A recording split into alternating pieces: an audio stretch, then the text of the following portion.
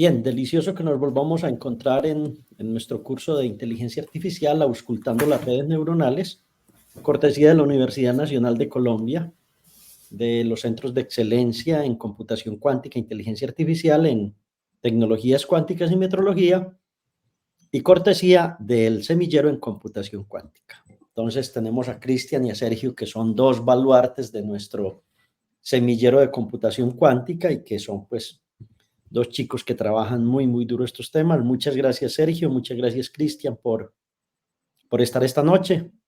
Esta es nuestra penúltima clase, ¿cierto? Sí, porque Sí. el viernes terminamos y yo creo que estamos dejando un curso en un muy buen nivel, que es lo que pues nos satisface a todos, que el curso esté logrando los objetivos que queremos. Entonces, en el día de hoy vamos a trabajar redes neuronales convolutivas. Vamos a ver un tema de convoluciones, filtros y un poco de óptica. Ustedes dirán, profe, pero ¿por qué queremos hacer óptica y aprender óptica? Porque en realidad yo soy un físico y las redes neuronales y toda la teoría se puede ver desde el punto de vista de la óptica. Esto lo podrían entender en un curso más avanzado eh, que dictemos en el canal, pero quiero como darles una visión interesante de cómo uno puede ver las redes neuronales convolutivas y todo lo que pasa allá adentro desde una perspectiva un poco diferente. Hay una perspectiva desde la estadística, otra perspectiva desde la matemática, otra perspectiva desde la ingeniería de sistemas. La idea de este curso es que ustedes aprendan y pues cuando vean un artículo científico, cuando visiten una web o cuando estén usando una librería, digan, ah, yo aprendí un poco de cómo se hacía esto. Bien, entonces vamos a empezar con la parte teórica, 20-25 minutos, y luego Sergio, que es nuestro hombre de la programación, va a estar con nosotros en la segunda parte. Y Cristian es nuestro poder detrás de cámaras. De antemano, gracias a los dos. Entonces, empecemos. Bien. Entonces, hagamos un pequeño repaso. Dijimos que las redes neuronales se llaman convolutivas porque hacen una operación que denominamos convolución. Pero aparte de eso, vamos a ver una parte de filtros y hay una palabrita aquí que a mí que ustedes dirán, uy, profe, ¿cómo así? ¿Qué es un filtro espacial? ¿Cierto? Espacial, ¿sí? Acuérdense de algo que en la clase pasada dijimos y era que uno podía ver, o nosotros los humanos vemos señales análogas y esas señales están en el dominio del tiempo, pero que esas señales se pueden ver en el dominio también de la frecuencia. Y les mostré en la clase pasada que una imagen puede verse como de tres maneras, ¿cierto? Puede verse como un arreglo de deltas de Dirac, puede verse como la suma de funciones seno y coseno, puede verse desde las transformadas de Fourier, puede verse desde un mundo totalmente distinto. Lo hermoso de la física, de la matemática y de la teoría de señales y sistemas es que estos dos mundos son intercambiables, es decir, usted puede trabajar en el mundo del tiempo, luego pasarse al mundo de la frecuencia, luego retornarse del mundo de la frecuencia al dominio del tiempo. En imágenes no hablamos de dominio del tiempo, sino que hablamos de dominio espacial. Espacial es porque nuestras imágenes las vamos a ver como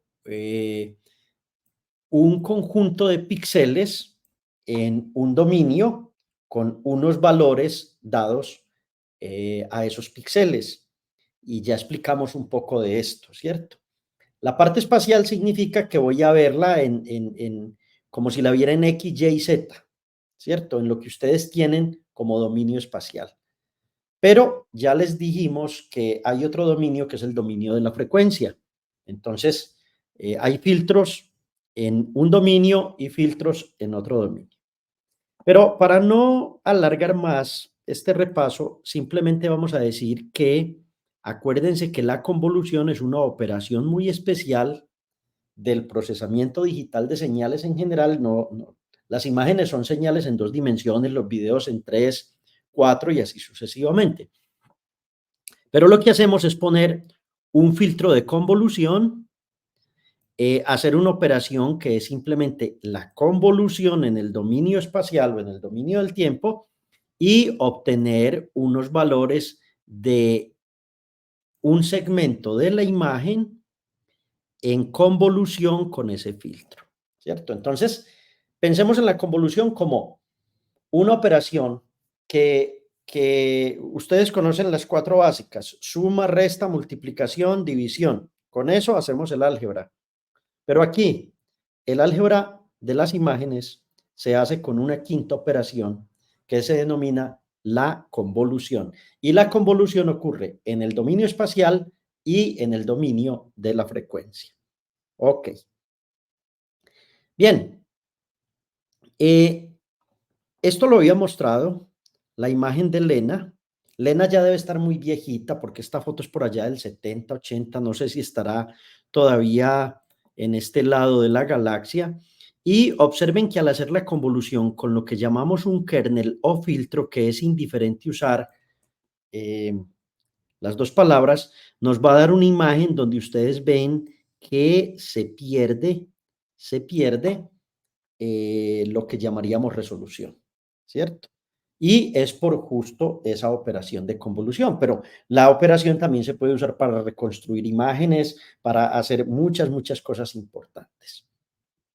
Bien, el filtrado en el dominio espacial es una operación que la vamos a llamar una operación de una función que es la función de la imagen que aparece en términos de 2 coordenadas x, y.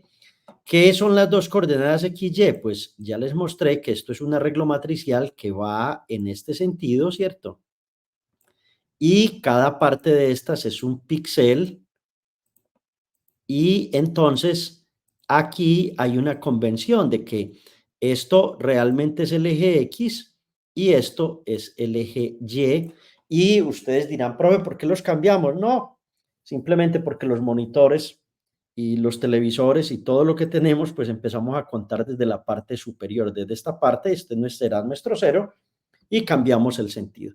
Observen que el Z estaría viniendo hacia ustedes, ¿cierto? Es un vector que vendría de donde yo les estoy hablando hacia el rostro de ustedes que me están mirando, ¿sí? Es decir, el eje Z uno lo podría representar como un producto aquí, una bolita y un punto, significando que el vector viene hacia su rostro. Pero claro, como tenemos una imagen en 2 dimensiones, entonces nosotros no usamos Z. ¿Eh? Bien, esta es la imagen. Este es el filtro que vamos a usar. Esta operación que es tan particular, que es un circulito y el círculo tiene una X, es la operación de convolución.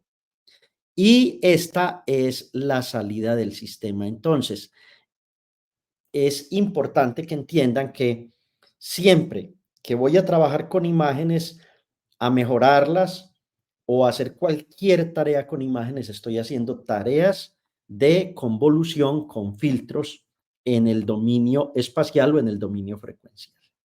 Entonces, aquí expliqué qué es lo que pasa. Tengo una ventana de convolución que es este pedacito de la imagen. Yo no necesariamente lo hago sobre toda la imagen, lo podría hacer sobre toda la imagen. Entonces, este filtro lo tomo, esta parte de la imagen, aplico el filtro que dijimos o la máscara, eso me da una operación y lo que voy a obtener es un valor de píxel aquí que va a tener unas características particulares. También en la clase pasada les hablé de una operación muy importante que vamos a tener en las redes neuronales convolutivas y es el llenado de ceros, ¿cierto? La idea fundamental es que necesitamos conservar el tamaño de la imagen a ser filtrada. Entonces, se suele usar el zero padding, que es lleno con cero, lleno con cero, lleno con cero, lleno con cero, los píxeles que me faltan, ¿cierto? Y entonces de esta manera conservo la dimensión de esta matriz. Y eso es muy importante, conservar la dimensión de esa matriz. Listo. El padding se suele implementar en algunas capas de las redes neuronales convolucionales. Hay capas que hacen padding porque la idea es mantener el tamaño de la imagen entre una capa y otra para crear redes mucho más profundas, ¿cierto? Entonces, al crear redes mucho más profundas, es decir, con más capas ocultas, vamos a tener o poder ejecutar tareas específicas. Entonces, digamos en resumen que podemos tener capas ocultas dentro de la red neuronal convolutiva que se van a dedicar a hacer un llenado de ceros para conservar bien esta estructura. Luego viene una segunda operación que yo les dije que se denominaba el stride, ¿cierto? Este stride es lo siguiente: la máscara que uno va aplicando o el filtro que uno va aplicando, supongamos que lo voy a hacer de este tamaño, ahí está más grande, podría hacer unos saltos de 1 en 1, de 2 en 2, de 3 en 3, para recorrer completamente toda esta imagen. Y luego podría hacer esto. Entonces uno podría hacer un stride o hacia este lado o hacia este lado, y eso es como el tamaño del paso del filtro. ¿Listo? Entonces, cada desplazamiento se conoce como un salto o stride. ¿Listo? En la convolución original, este valor siempre será 1. Sin embargo, uno puede definir valores de stride mayores dependiendo de lo que uno tenga que hacer. Y aquí, pues hay una teoría completa de qué puede ocurrir cuando pongo un stride de 2, de 3, de 4, de acuerdo al problema que voy a tener. Pero tenemos ya convolución, llenado con ceros y saltos o strides. La cuarta operación es como de refinamiento, ¿cierto? Es coger una imagen, analizarla por bloques y extraer la información que realmente importa, ¿cierto? Entonces aquí se cogió esta imagen, se dividió en 4 partes, ¿sí? Estos son los píxeles. Y entonces, al hacer el max pooling, vamos a coger los píxeles de más importancia dentro de cada uno de los conjuntos. Entonces, el 30 se cogió y el 30 se pone aquí. Aquí vamos a coger el mayor, el 20. Aquí vamos a coger el más grande, el 112. Entonces, observen el 112. Y aquí vamos a tomar el 37 y el 37 va a estar en ese lado. Entonces ya tenemos 3 operaciones muy interesantes. Pueden mirar las notas en detalle, pero 4 realmente. Convolución, llenado con ceros, stride y max pooling. 4 operaciones dentro de una red neuronal convolutiva. Sigue la quinta. La quinta es algo que vamos a llamar como el stack, como crear un stack, un apilado de operaciones que vamos a hacer. Entonces, tengo una imagen original, ¿cierto? A esa imagen original, dentro de la red neuronal convolutiva, yo le aplico un conjunto de filtros, un primer filtro, un segundo filtro, o sea, voy haciendo convoluciones, voy organizando un conjunto de operaciones, ¿cierto? 2, 4, 6, 8, 10 filtros puse ahí, y entonces lo que me va a resultar aquí es un stack, un arreglo completo, como los que vimos al inicio del curso, bastante complejo, que tendrá un conjunto de filas, un conjunto de columnas, 4 por 4 en este caso, y 10, como usamos 10 filtros, entonces la profundidad va a ser de 10. Entonces observen que esto ya es bastante exigente a nivel de la red neuronal convolutiva. quinta operación, creo que es la quinta, el stacking.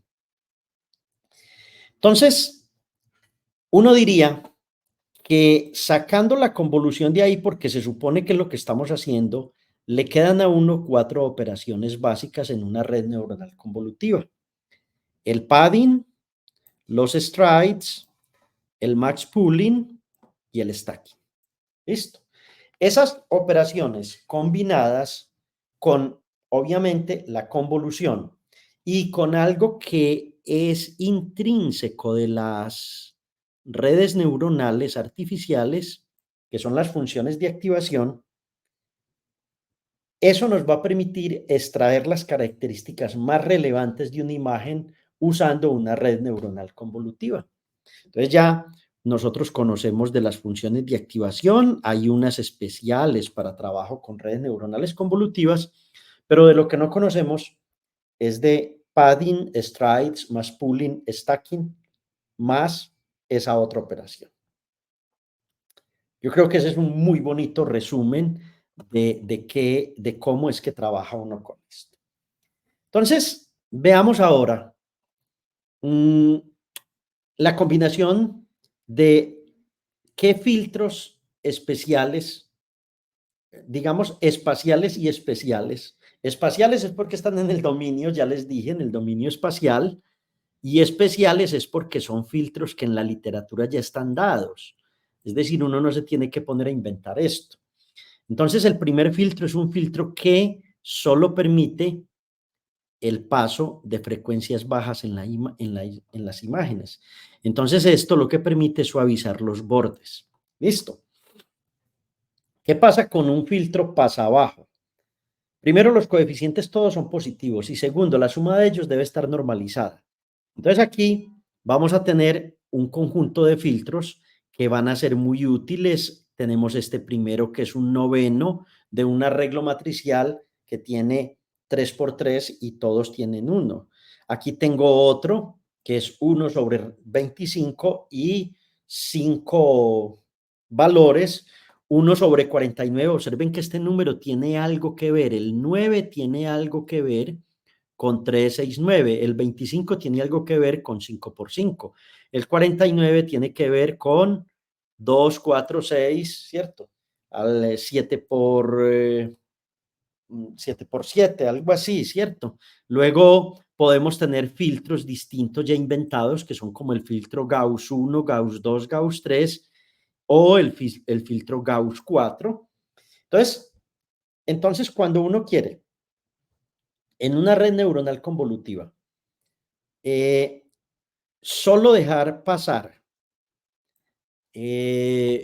frecuencias que, sí, frecuencias que suavicen bordes y donde no tengamos altas frecuencias, entonces uno puede utilizar o este, o este kernel, o este kernel, o este kernel, o este kernel, o este kernel, o este. Es decir, tienen 3, 6, 7 posibilidades más muchos que hay en la literatura. Por ejemplo, a esta imagen de Lena le aplicamos este kernel de acá. Y entonces lo que obtenemos, si ustedes observan, es que se suavizan todos estos bordes. Claro, ustedes dirán, profe, pero eso no me gusta, o sea, para mis ojos no es como agradable, pero en aplicaciones científicas esto tiene una utilidad importante y en muchas otras aplicaciones. Los filtros tipo pasa alto, las más altas frecuencias parece que están en esos bordes. Entonces vamos a tener una detección de bordes de una imagen. Esta imagen es muy curiosa, es una imagen de un hombre con una chaqueta en una cámara, etcétera, etcétera. Entonces hay filtros que, por ejemplo, miren lo que hacen. El grad X, grad Y me da solo los bordes que tengo aquí, ¿cierto? Y ese grado X, por ejemplo, observen que este tiene menos 1, 1 y los otros son ceros. Así sucesivamente, grado X, grado Y y así va uno obteniendo. Miren, por ejemplo, esta última, ¿cierto? Es una imagen con un filtro laplaciano, se suele llamar filtro laplaciano tipo 3. Y miren los bordes como son de distintos. a, por ejemplo, un filtro que se llama el filtro Sobel, ¿cierto? Este filtro.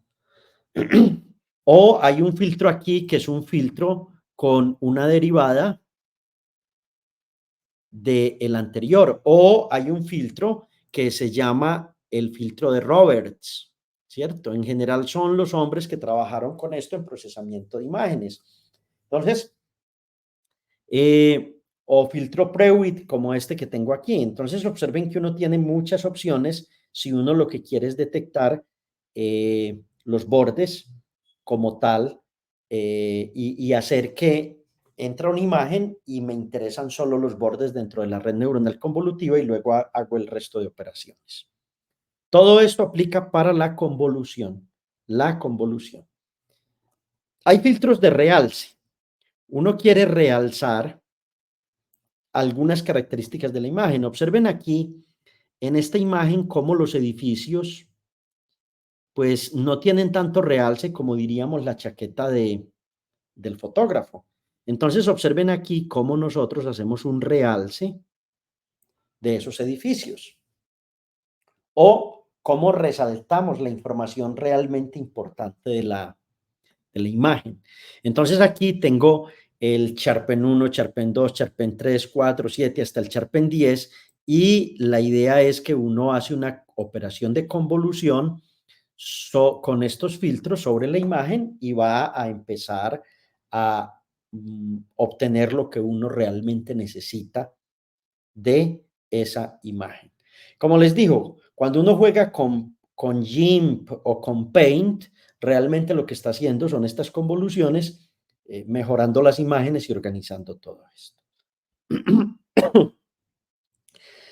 Terminamos los filtros en el dominio espacial, ¿cierto?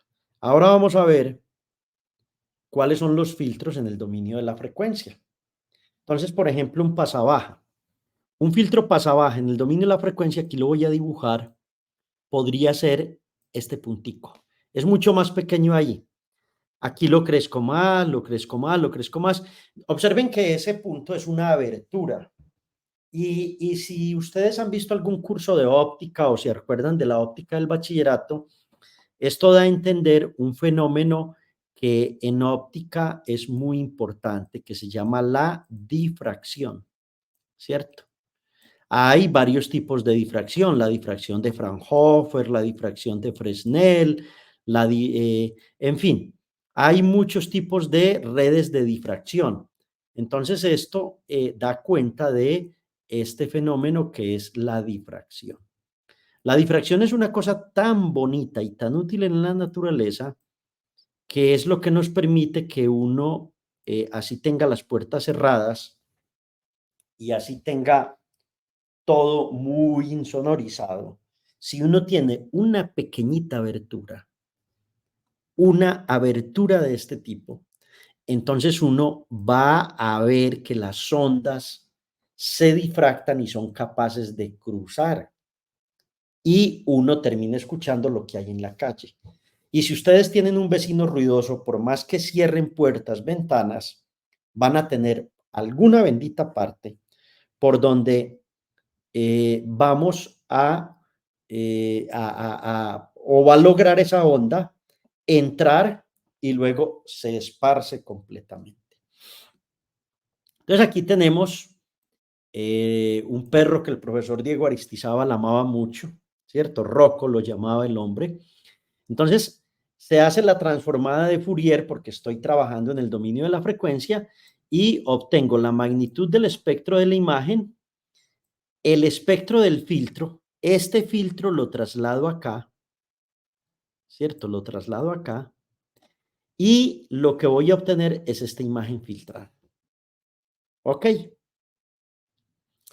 Ahora vamos a hacer una operación contraria y es, tomo la red de difracción, tomo la imagen filtrada, la paso de nuevo por un filtro y observen cómo vamos a ver a el amigo del profe Aristizábal en una mejor condición. Y cuando utilizo este, Este es el espectro de filtrado 4, ¿cierto? Entonces tomo esta imagen, la paso por acá y observen cómo, por ejemplo, obtengo la imagen filtrada 5 con esta red de difracción. Entonces, repasen por favor este concepto. En óptica es muy importante la interferencia y la difracción. Esos dos elementos son muy, muy importantes y en el manejo de las ondas van a ser fundamentales para nuestro curso como tal. Ahora, pongamos un filtro en el dominio de la frecuencia que deje pasar frecuencias altas. Entonces, miren la imagen. Miren el espectro de filtrado 1 y miren cómo al hacer la convolución en el dominio de la frecuencia, esa imagen filtrada se va a ver de esta manera. No nos gusta, ¿cierto? No se ve como muy bien, ¿sí? Así sucesivamente, si la paso por acá, la voy a ver de esta manera, si la paso por acá, la voy a ver de esta manera, si la paso por acá, la voy a ver de esta manera, y si la paso por un filtro 5, vamos a ver esta lena de esta forma. Aquí lo que tengo es un bicho muy bonito del Laboratorio de Entomología de la Universidad Nacional de Colombia. No sé qué bicho es, pero es uno de los tantos. Parece un extraterrestre. Y entonces, a través de espectros de filtrado podemos obtener características muy importantes de, bueno, espero que un entomólogo no esté en esta conferencia porque dirá, ¿cómo se le atreve a decirle bicho? Bueno, me disculpan, listo. Para los humanos cualquier cosa que no sea como nuestra y que no sea cercana es como un bicho, ¿no? Es algo raro, ¿no? Algo antropológico. Aquí tenemos un filtro pasabanda, ¿cierto? Entonces, tengo esta imagen, la voy a pasar por una rejilla. Esta rejilla va a ser una rejilla de funciones senos y cosenos. Este es el espectro de la imagen, el espectro filtrado, y aquí tengo la imagen filtrada 1. Miren el planeta Tierra, cómo se vería si lo filtramos con puras líneas, y entonces aquí vamos a obtener este asunto. Yo sé que en el dominio de la frecuencia, esto es difícil de entender y a ustedes les va a costar mucho porque hay que recibir un buen curso de señales para uno entender un poquito qué es el dominio de la frecuencia, cómo se puede ver esto desde el dominio de la frecuencia. Listo. Yo creo que me pasé de tiempo, 7:29. Sergio, ya la próxima clase voy a trabajar un poco los sistemas formadores de imágenes y hasta donde lleguemos con este tema, para hacer algunos ejercicios y ahí vamos a dejar este curso. A futuro podemos preparar un curso avanzado en estos tópicos, pero pues la idea de auscultar las redes neuronales era justamente darles elementos para comprender un poco todo esto. Bueno, creo que mi clase llega hasta aquí. Me queda solo la clase del viernes y con eso terminamos este primer curso como tal. Sergio, bienvenido, adelante. Me disculpas que me Listo, pasé profe. el tiempo. No, muchas gracias, profe. Estuvo muy buena la clase. Y bueno, hola a todos. Entonces vamos a seguir con la parte de programación. Que bueno, ya hemos estado mirando bastantes cositas en Python de cómo se ve todo esto que nos está enseñando el profesor de imágenes. Entonces, cómo podemos programar cada uno de estos conceptos.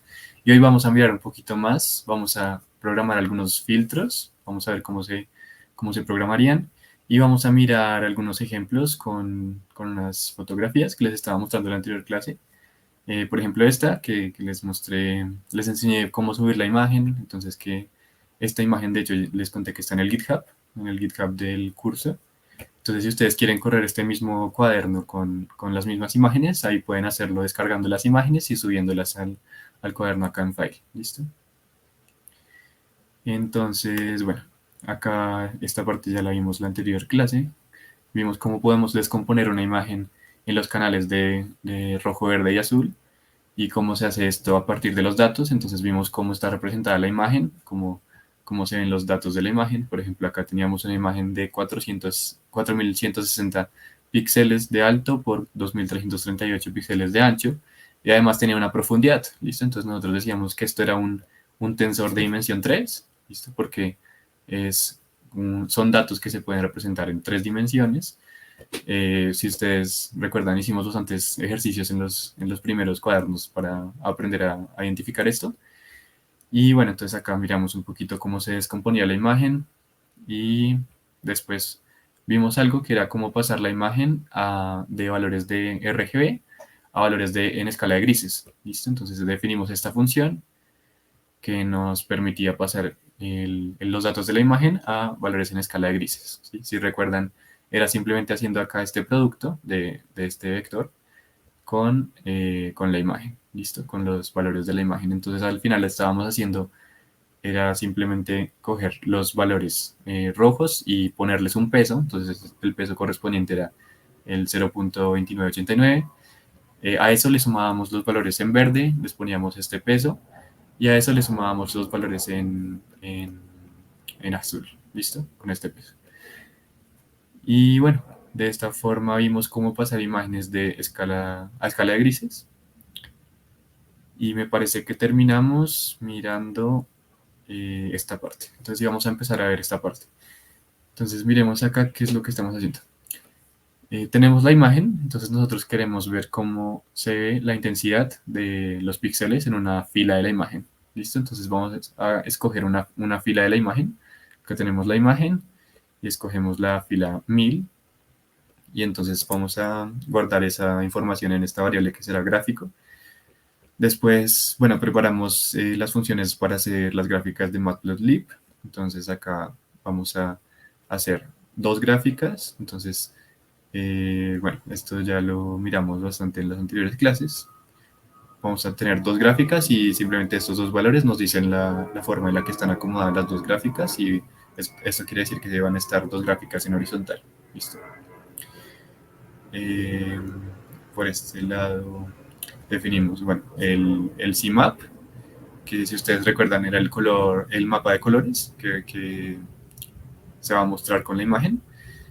Y entonces escogemos el gray y bueno, acá tenemos más información de la imagen. Acá tenemos el título de Elena, que es la imagen que les estaba mostrando el profesor. Pero bueno, se me olvidó cambiarlo ahí. Estamos mirando un ejemplo distinto. Entonces esto ya no es Lena, sino esta imagen de ese atardecer. Y acá podemos ver, entonces, la imagen que tenemos, la fila que escogimos y este diagrama. Este diagrama lo que nos está diciendo es simplemente la intensidad en el valor de cada píxel de esta fila. ¿Listo? Entonces tenemos esta fila y, por ejemplo, en toda esta primera parte los valores son altos porque es el cielo. ¿Listo? Entonces en el cielo hay bastante luz y los valores son altos. Pero después, cuando coge como esta partecita del kiosco, hay una parte más oscura que está como a contraluz. Entonces acá podemos ver en la gráfica que esos valores de intensidad bajan drásticamente, y esto nos serviría como desde ahora para darnos cuenta cómo podríamos detectar bordes, ¿listo? Que es lo que estábamos haciendo con los filtros, pero entonces pensar que la intensidad baja drásticamente de un momento a otro nos puede ayudar a pensar cómo podemos definir un filtro que detecte bordes, ¿listo? Entonces ya vamos a ver el caso del filtro que detecta bordes, cómo se ve. Pero antes vamos a mirar otra cosa, que es que además de mirar en una fila cómo es la intensidad de la luz, podemos hacer algo que es bastante interesante, que se llama un levantamiento. ¿Listo? Entonces tenemos la imagen y vamos a hacer un levantamiento que va a ser coger todos los píxeles y levantarlos en 3 dimensiones según la intensidad que tenga cada píxel. ¿Listo? Entonces, bueno, acá tenemos otro ejemplo para mirar en otra fila cómo se ve. Entonces, en este caso cogimos la fila 2000 y el resto del código es lo mismo que antes. Y acá tenemos esto. Entonces, tenemos la imagen, la fila 2000, y escogí la fila 2000 porque acá ya se alcanza a ver el sol. Entonces, quería que miráramos cómo se ve el diagrama con el sol. Entonces, podemos ver que también sube bastante la gráfica de la intensidad en la parte que corresponde a los píxeles del sol. ¿Listo? Entonces, tenemos eso por ahí. Y ahora sí vamos a hacer el levantamiento. Entonces, en el levantamiento, lo primero que haremos, bueno, será primero desplegar la imagen, usar las funciones para desplegar la imagen que ya teníamos. Y acá vamos a definir, algo diferente. Entonces tenemos este grid, y este grid lo que va a hacer es coger una malla encima de la imagen, y esa malla la vamos a usar para mirar la intensidad en cada uno de los píxeles. Después de mirar la intensidad en cada uno de los píxeles, vamos a dibujar la superficie. Entonces la superficie va a ser en X y Y, y en Z van a ser los datos que van a ser la intensidad en los píxeles. ¿Listo? Bueno, de resto, acá en esta parte tampoco me voy a detener mucho en el código de la gráfica, porque ya hemos visto bastante de eso. Y bueno, también no les he comentado esto, pero estamos usando estas funciones de start time y end time para mirar cuánto se demora el computador en compilar todo este código. Entonces, por ejemplo, hacer este levantamiento de esta imagen es un poco costoso porque la imagen tiene bastantes píxeles, ¿listo? Entonces, es una imagen con una resolución alta, entonces tiene bastantes píxeles y así se ve el levantamiento. Ese levantamiento nos da mucha más información, ¿listo? Entonces, antes simplemente estábamos cogiendo una fila y estábamos mirando cómo se veía la intensidad de los píxeles en esa fila, y ahora estamos mirando ya todo el mapa de intensidad para la imagen. Entonces podemos ver que esta parte pues corresponde como a la arena, esta parte es como el sol y el resto es el cielo. Y por acá que está, bueno, un poquito diferente, es como la parte correspondiente al kiosco. ¿Listo? Y este proceso tardó 109 segundos. Entonces acá quiero mostrarles que hacer este levantamiento se demoró bastante.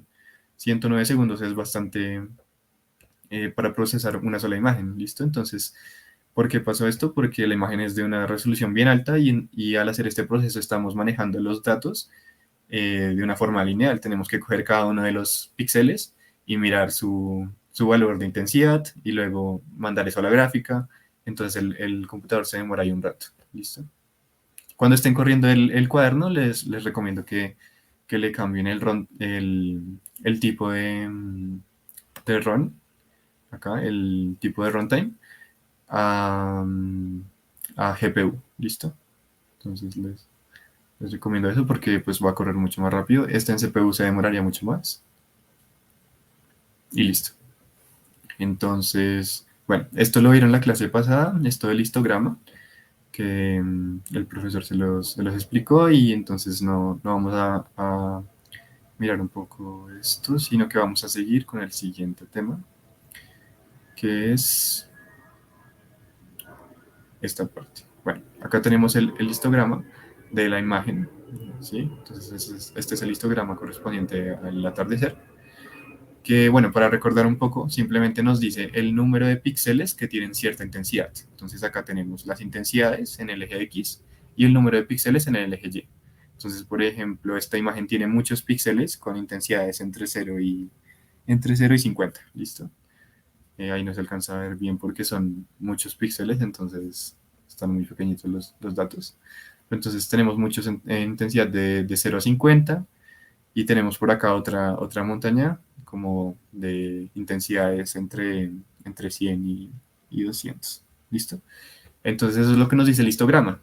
También otra cosa que es importante de los histogramas es que dependiendo de cómo sea el histograma, uno puede más o menos saber algunas cosas de la imagen. Por ejemplo, si el histograma tiene muchos picos y están distribuidos por todo el eje de intensidades, es más probable que la imagen sea, por ejemplo, una fotografía.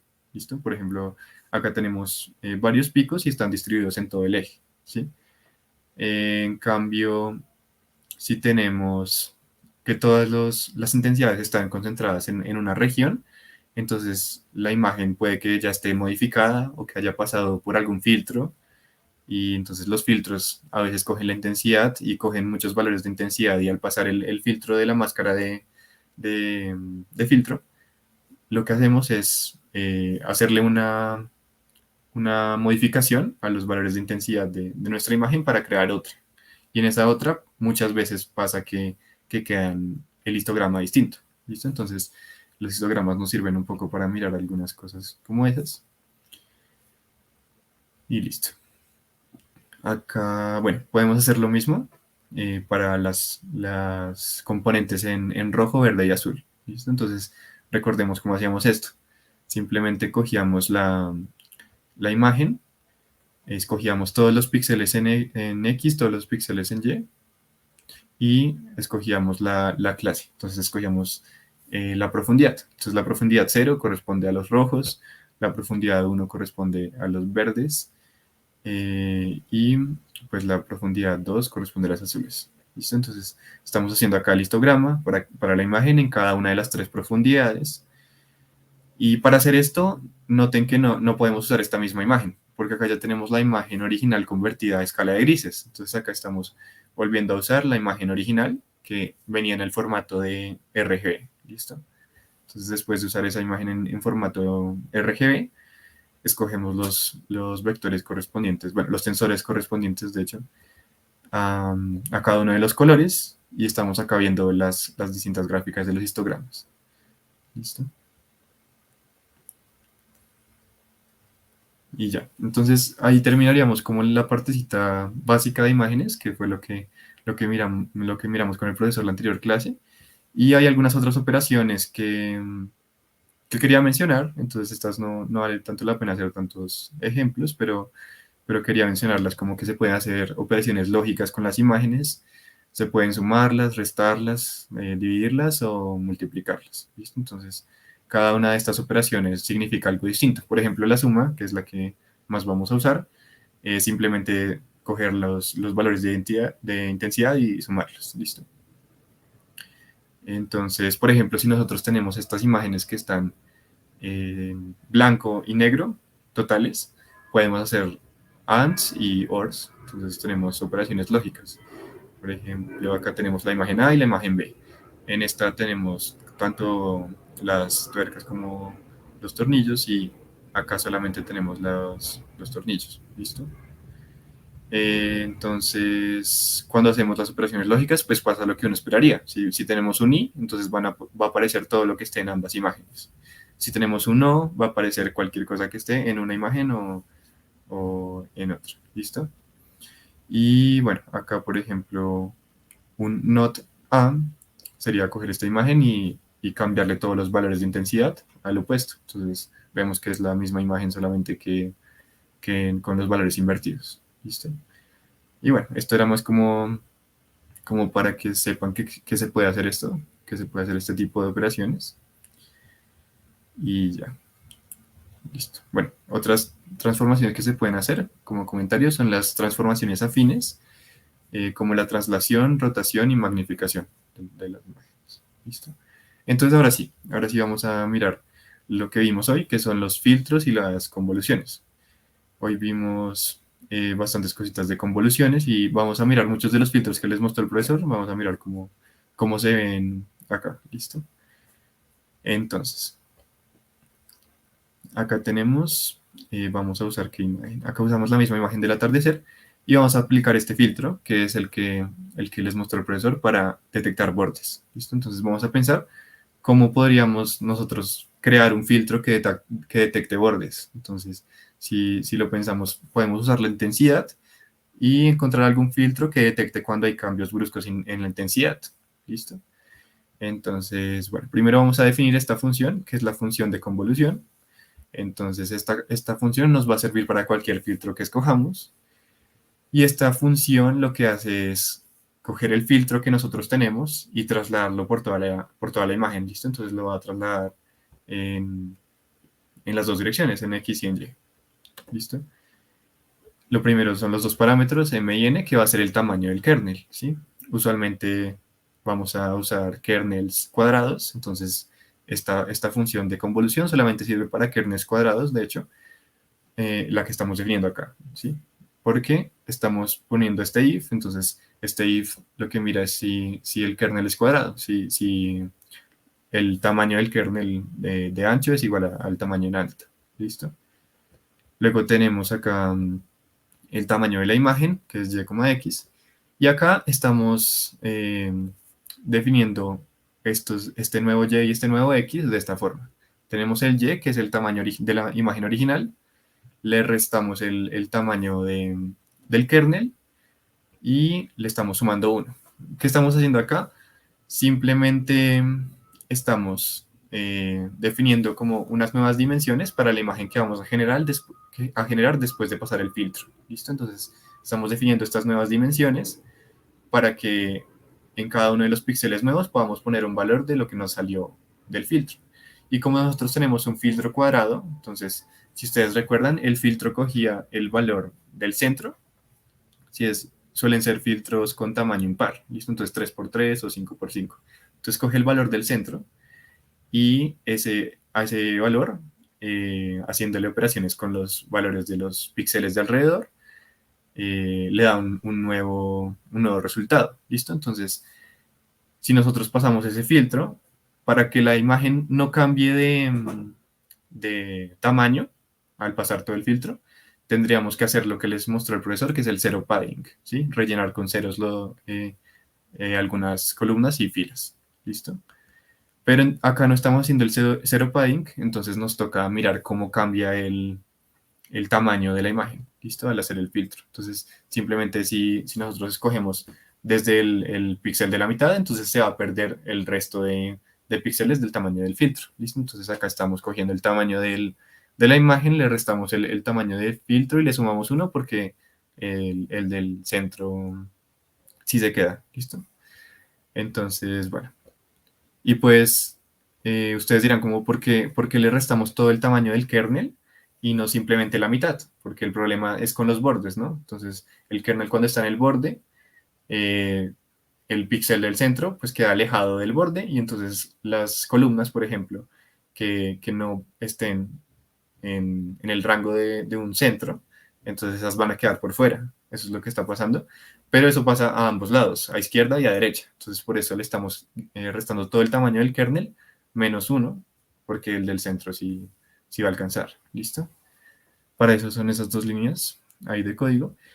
Y ahora vamos a preparar un nuevo arreglo con ceros de la forma que acabamos de definir. Y en este es donde vamos a almacenar la imagen ya filtrada. Entonces luego hacemos dos fors, que son simplemente para ir desplazándonos en X y en Y. Y acá, si ustedes se dan cuenta, hacer dos fors simplemente está corriendo el kernel en una unidad, ¿sí? El stride en este caso sería 1, el stride. Luego tenemos el valor resultante, que va a ser una suma de los valores de cada uno de los valores de la imagen que quedan dentro del kernel por los pesos que tenemos en el kernel. ¿Listo? Entonces, acá tenemos de las columnas de la I a la I más M, porque está cogiendo solamente las que corresponden a las que quedaron debajo del kernel, ¿sí? Y estos valores los está multiplicando por los valores que tenemos en el kernel. ¿Listo? Y hacemos una suma y eso nos da el valor de un único píxel, ¿sí? Ese es el poder de un kernel, ¿sí? O de un filtro con kernel, que es que estamos definiendo un valor nuevo para cada píxel que tiene que ver tanto con el píxel anterior como con su alrededor. ¿Listo? Entonces es como todo el poder de los filtros.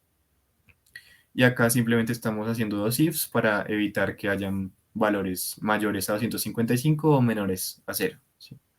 Porque si ustedes recuerdan, estamos almacenando estos datos en simplemente valores de 0 a 255. ¿Listo? Y ya, entonces esa es la función para definir un kernel, ¿sí? Para definir la convolución de un kernel, ¿sí? El kernel sí se define distinto. El kernel, ustedes tienen que elegir la matriz de kernel que quieren usar. Y cuando ya tienen la matriz de kernel, esta operación de convolución nos va a servir siempre para cualquier kernel que queramos que sea de tamaño cuadrado. ¿Listo? Bueno, de forma cuadrada.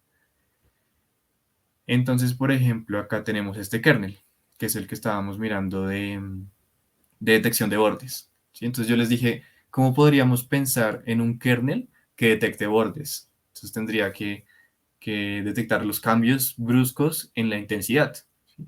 Entonces si nosotros nos ponemos a pensar eso, decimos como, ¿qué significa que haya un cambio brusco? Entonces, por ejemplo, quiere decir que en un píxel hay una intensidad alta, que el píxel es muy claro, y en el siguiente hay una intensidad baja, ¿listo? Entonces, que luego empieza una parte bien oscura. Y eso después de pensar esto, podemos darnos cuenta que si nosotros hacemos una matriz que tenga esta forma, es decir, que en el píxel del centro tenga un valor positivo alto y en los píxeles de alrededor tenga valores negativos, ¿sí? Entonces lo que estamos haciendo es que, por ejemplo, si el píxel del centro es con intensidad alta, es muy claro, y por ejemplo los de alrededor a la derecha son oscuros, entonces el del centro va a tener un valor muy alto, ¿sí? Y los oscuros de al lado, como esto está en negativo, no le van a restar. Entonces el valor de hacer todo el filtro por esa región de la imagen, al luego ponerlo en la nueva imagen que estamos creando, va a ser un píxel con un valor muy alto, ¿sí? Y eso quiere decir que está detectando un borde. Eso es lo que está haciendo este kernel. ¿Listo? Está detectando el borde porque se da cuenta cuando tenemos un píxel con un valor muy alto y que los de alrededor tienen un valor pequeño. ¿Listo? Entonces eso es lo que hace. Y no importa que esté rodeado todo el centro, es decir, que hayan menos unos por todo lado. Si tenemos un píxel con intensidad alta y solamente píxeles oscuros a la derecha, igualmente va a tenerse un proceso similar, ¿sí? Pero pues si tenemos un píxel con valor alto y que todos los píxeles de alrededor son oscuros, eso no suele pasar. Por ejemplo, en fotografías eso no suele pasar. Después de aplicar este filtro ya va a pasar, ¿sí? Porque este filtro está eligiendo ciertos píxeles en los que pasa esta detección de borde. Está eligiendo ciertos píxeles que tienen un borde, ¿listo? Entonces eso es lo que está pasando. Este proceso de pasar el filtro por toda la imagen tardó 66 segundos.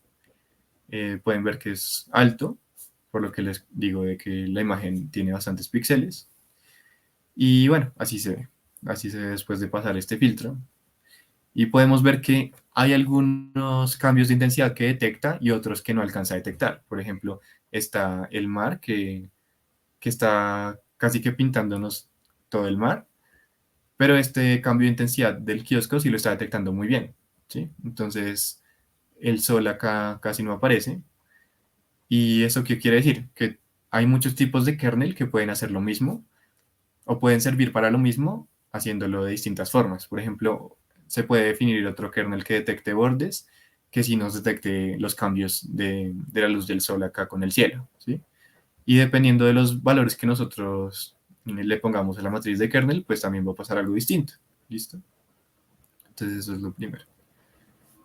Ahora vamos a ver otro ejemplo con otra imagen que también la pueden descargar en el GitHub, que es un fractal. Y en este ejemplo, lo que estamos haciendo es simplemente primero, estamos convirtiendo la imagen con la función que les expliqué para convertirla a escala de grises, que es la RGB to gray. ¿Listo? Entonces cogemos la imagen del fractal, que es el fractal que les mostré en la clase pasada, y lo pasamos a escala de grises. ¿Listo? Luego le vamos a aplicar un filtro de los que vimos hoy, que es el filtro paso bajo. Si ustedes recuerdan, es un filtro con, con valores que están normalizados primero, y además son valores bajos, que lo que hacen es de alguna forma suavizar y eliminar los contrastes altos de la imagen. ¿Listo? Entonces, después de pasarle este filtro paso bajo, bueno, acá estamos definiendo la misma función de convolución que ya les expliqué arriba, y acá estamos definiendo el filtro. Entonces tenemos solamente unos en una matriz cuadrada, pero cada uno de estos unos está multiplicado por este coeficiente que es 1/49. Entonces la matriz es de 7 por 7 y entonces como tenemos 1/49 en cada entrada, esto quiere decir que es una matriz que está normalizada. ¿Listo? Y bueno, después de hacer esto, ya tenemos el kernel. ¿Sí? El kernel es simplemente pasarle estos valores bajos por toda la imagen e ir sumando cada uno de estos valores de los píxeles. ¿Listo? Entonces, si ustedes lo piensan, tiene sentido que se ponga un poco borrosa, porque nosotros estamos cogiendo cada píxel y le sumamos información de los píxeles de alrededor. ¿Sí? Le sumamos información de la misma forma de la información que tenía ese píxel. ¿Listo? Entonces, después de pasarlo, el proceso se demoró 5 segundos, este sí no se demoró tanto, y se ve de esta forma la imagen. Si se dan cuenta, bajó como la resolución, ¿sí? Es decir, que la imagen se ve mucho más suave que antes. Y listo. Listo. Acá vamos a hacer una gráfica bien grande para mirar distintos tipos de filtros, que fueron los que les mostró el profesor con la imagen del señor que estaba mirando por el telescopio, creo que era. Bueno, no sé qué aparato era. Pero él les mostró bastantes filtros en esa imagen y acá vamos a usar esos filtros en esta imagen del fractal que estamos mirando. ¿Listo? Entonces acá tenemos todos los que mencionó el profe, el Prewitz, el Roberts y cada uno de ellos. Todos tienen distintas matrices. Por ahora pues no importa tanto como saberse los valores. Pero, por ejemplo, en este filtro de Roberts se hace algo interesante, que es que se pasan dos máscaras. Es decir, que primero tenemos este filtro que tiene 1 en la primera entrada y -1 en la última.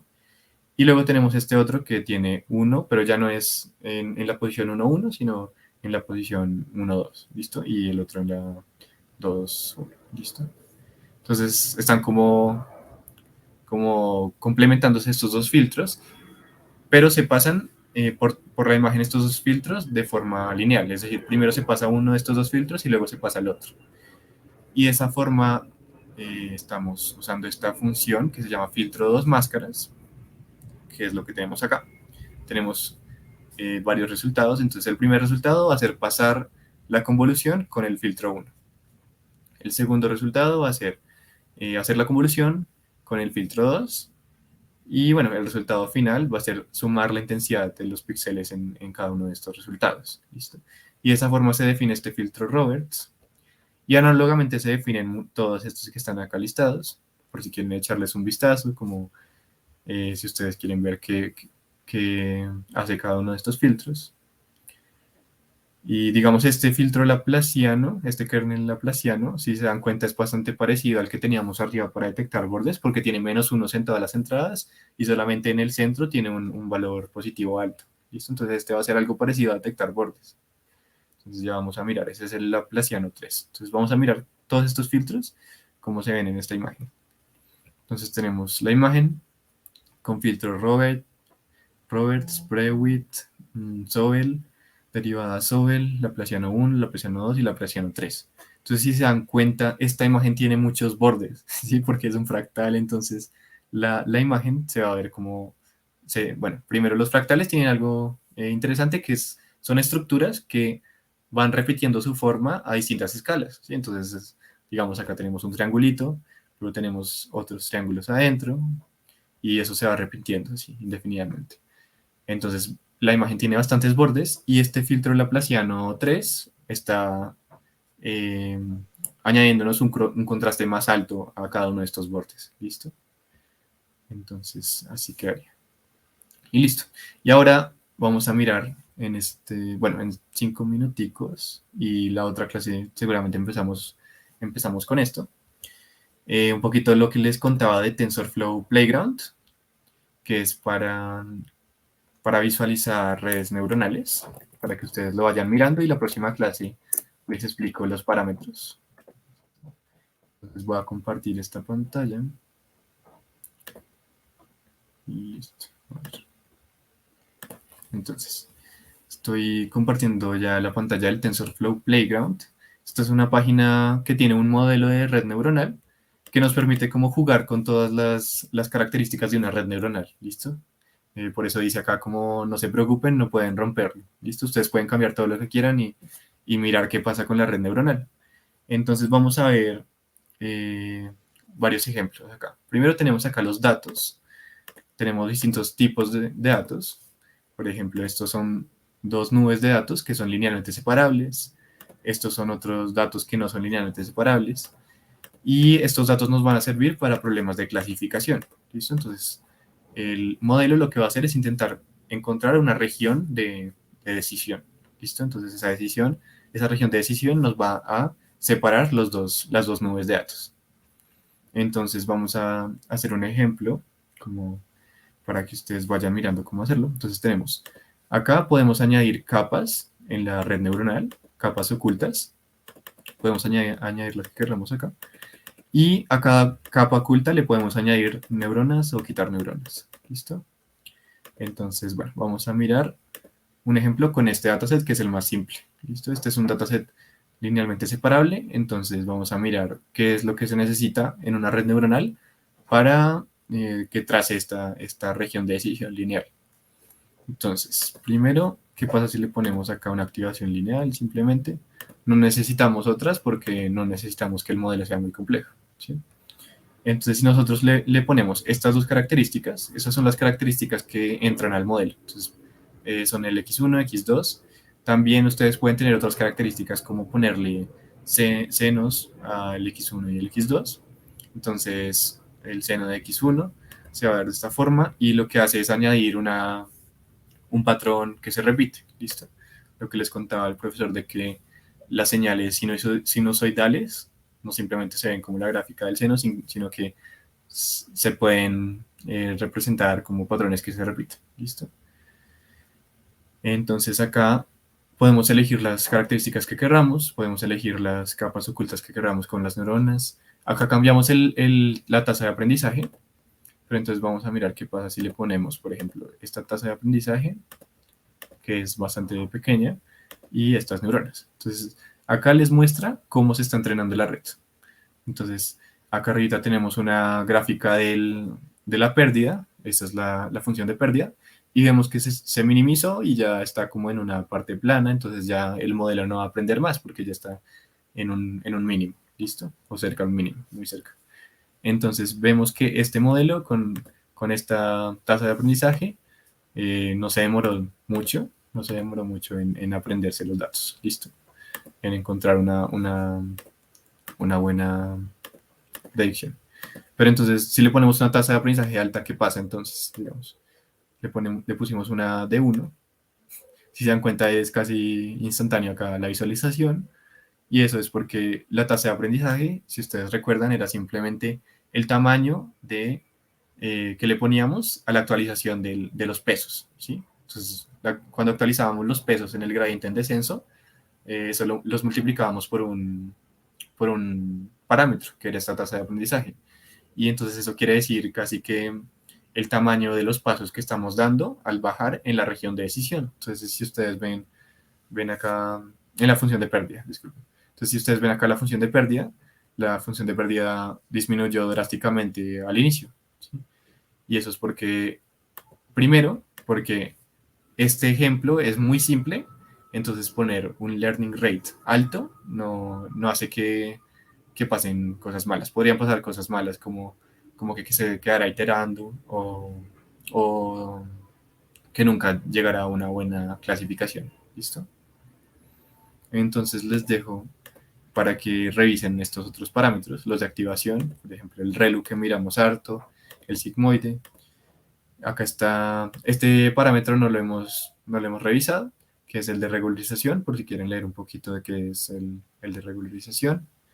Y bueno, acá tenemos los problemas de clasificación. También podríamos mirar los problemas de regresión, pero vamos a mirar los de clasificación y les pongo como ejercicio que miren, ya miramos como con este dataset que simplemente se necesitan dos características. Entonces les pongo como ejercicio que miren con estos otros datasets cómo se necesita que sea la red neuronal para que los aprenda. Y la próxima clase empezamos con eso, la parte de programación, y miramos cómo se pueden aprender estos datos, qué red neuronal se necesita para aprender estos datos. ¿Listo? Cómo se vería. Y creo que por ahí podemos dejar por hoy. Listo, muchísimas gracias, Sergio, profe, por esta clase, ya la penúltima, lamentablemente. Tenemos un par de preguntas, unas 3 preguntas.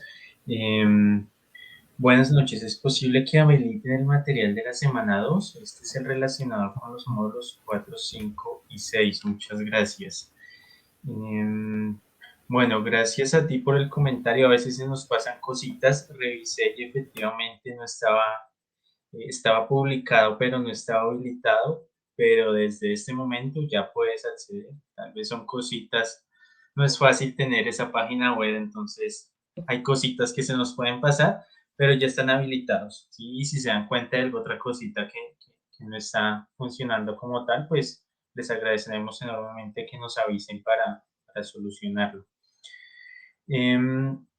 Alice pregunta, profe, profesor, ¿hay algún curso de señales para foráneos para entender mejor esta parte o un libro que recomiende? Ah, esa es una muy buena pregunta. Cursos de señales, yo los que he visto, los he visto en Coursera o en la plataforma del MIT OpenCourseWare, en esos dos. Hay un libro que es el libro clásico de señales, bueno, pero tiene un nivel alto, que es el de Oppenheimer, pero ya ese es muy elevado. Ese sí es, ya Alice, ese es alta costura.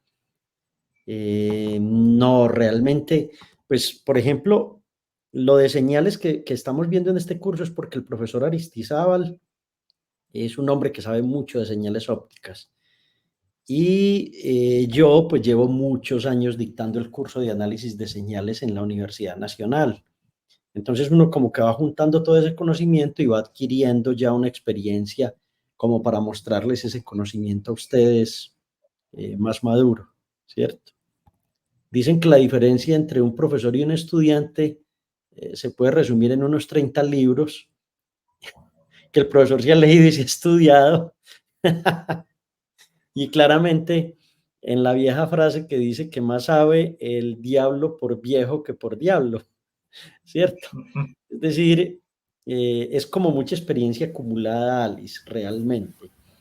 Déjame, yo miro algo en detalle y si quieres en la última sesión, yo te doy una buena recomendación de un texto digital o de un curso que encuentre que me parece que te llene esas expectativas. De ahí de señales, creo que lo más importante es la parte de cómo hacer convoluciones y de qué es la convolución. Y sobre eso sí tienes muchos videos en YouTube, algunos videos de muy buena calidad, de cómo es que trabaja la convolución en 1, 2, 3 dimensiones y de qué manera se hace. Yo creo que esa parte es importante en señales. ¿Listo? Pero ese mundo es muy grande, hay sistemas lineales, sistemas no lineales, hay toda una teoría completa de eso. Pues si tú miras las grandes, todas las armas modernas son prácticamente un estado del arte de todo el mundo de las señales, ¿sí? E incluso pues todo lo que tenemos, esos rovers, todas esas naves que se lanzan, eso es todo un sistema completo de señales y sobre eso pues sí hay estudios muy profundos que es un mundo muy grande como tal. Pero creo que empieza por la convolución y empieza por los sistemas lineales y vas a ir entendiendo un poco las cosas. Gracias, profe. Sino Egipcio nos pregunta, ¿este código es open source o existe algún tipo de convención para referenciar este tipo de código en nuestros proyectos? Pues si no es, yo pensaría que vale la pena. Este código lo hizo el profesor Diego Aristizábal, la gran mayoría, y me parece que por respeto al profesor Aristizábal sí se debería poner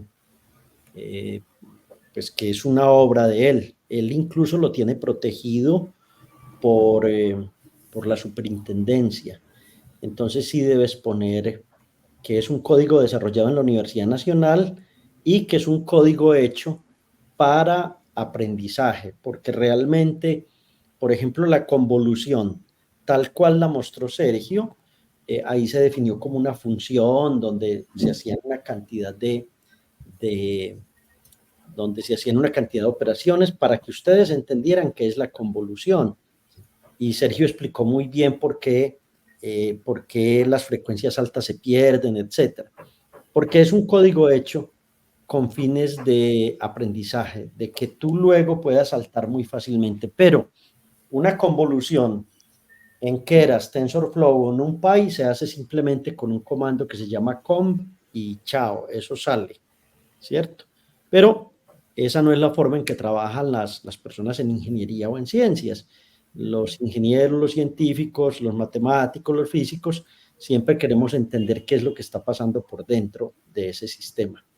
Entonces el código está hecho para eso, es un código con fines de aprendizaje, ¿sí? Y lo puedes referenciar poniendo la referencia del profesor Aristizábal, de código profesor Aristizábal, Departamento de Física, Universidad Nacional de Colombia, sede Medellín. ¿Ok? Gracias, profe. Así es. De igual manera, en el GitHub encuentran pues el nombre completo del profesor Diego y pues su afiliación a la universidad para que de ahí puedan extraer esos datos para referenciarlo de manera correcta. Tenemos una última pregunta de Alice, perdón, de Carlos. ¿Cómo se llama la página que estamos mirando, Sergio? Ese es un playground de TensorFlow. TensorFlow es la librería que estamos usando o que hemos mirado como para la parte de tensores y de datos en distintas dimensiones. Y eso es un playground que es simplemente una página como para que uno pruebe y experimente. Entonces, si quieren ya les mandamos el link. Sergio, sí, me la compartes por el chat y ya la dejamos para todos. No tenemos más preguntas por el día de hoy. No sé si quieran agregar algo. Sí, quiero agregar algo. Quiero hacer publicidad.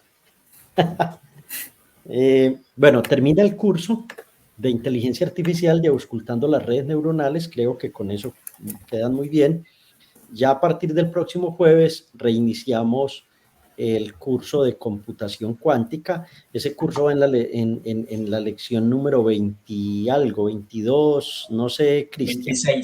26 lecciones de computación cuántica llevamos. Entonces vamos a continuar con los Twitch del curso de computación cuántica. ¿Cuál es la idea? Que tengamos una comunidad gigante en Colombia de personas trabajando computación cuántica. Ya tienen un nivel de inteligencia artificial interesante y a futuro lo que vamos a tener es Quantum Machine Learning o sistemas híbridos donde, por ejemplo, el descenso del gradiente se hace en un computador clásico, pero toda la parte de circuitos ANSATs y de resolución de problemas fuertes de física, de cálculos de energía, se hacen en computadores cuánticos. Entonces, sí quiero hacerle publicidad al curso porque todos los jueves vamos a tener la sesión en Twitch de algoritmos cuánticos. Ya va a ser la sesión número 27, creo yo, y con eso nos vamos a ir durante este semestre, que es como el trabajo que estamos haciendo, ¿cierto? Ya luego les informaremos si vamos a hacer más cursos de inteligencia artificial o algo más avanzado. Esto pues lo hacemos, como les digo, cortesía de los centros de excelencia y también cortesía de Sergio y de Cristian, porque es el tiempo de ellos, ¿cierto? Y es el tiempo también del profesor. Entonces, lo hacemos porque estamos interesados en que Colombia sea una potencia, tanto en inteligencia artificial como en computación cuántica, y que muchas personas que no tienen acceso a estos cursos en sus universidades o no lo tuvieron en su pregrado, pues puedan tenerlo. Entonces, esa era la publicidad que quería hacerle a los nuevos capítulos del curso de computación cuántica, que ya tiene 26 sesiones y que, como les mostraba, es un libro que estamos estudiando. Yo creo que lo tengo por acá. Este texto, listo, computación cuántica explicada, es el texto que estamos estudiando, pero nosotros vamos mucho más allá porque, por ejemplo, este texto no tiene la programación en Python, ni tiene todo lo que nosotros le ponemos. Entonces, nuestra base es esta teoría, pero hacemos muchas otras cosas muy interesantes. Entonces, están cordialmente invitados. Gracias, profe, así es. Bueno, ya para terminar, ya es nuestra última sesión.